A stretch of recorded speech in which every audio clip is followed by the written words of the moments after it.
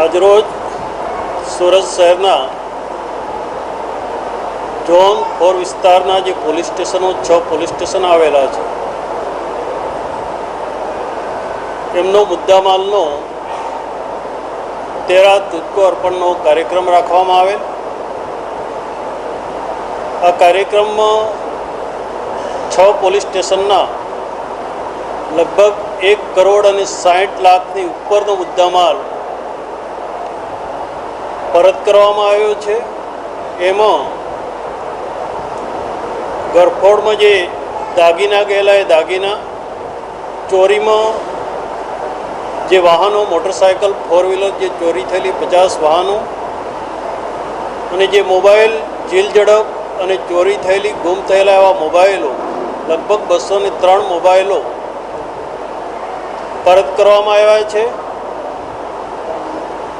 સુરત શહેરમાં અને ઝોન 4માં આ લગાતાર 3 મહિને તેરા તુજકો કાર્યક્રમ કરવામાં આવે છે ને એમાં જે અરજદારોનો અથવા ફરિયાદીનો જે મુદ્દામાલ છે ચાલુ કન્ડિશનમાં સમયસર પરત કરવામાં આવે છે।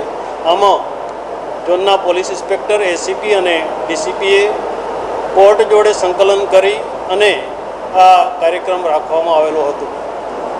કેટલી અલગ અલગ ફરિયાદોના આધારે રિકવરી કરવામાં લગભગ 150 થી 300 ફરિયાદોનો મુદ્દામાલ હતો અને તમામ ફરિયાદીઓ હાજર છે, એમને મુદ્દામાલ પરત કરવામાં આવ્યો છે।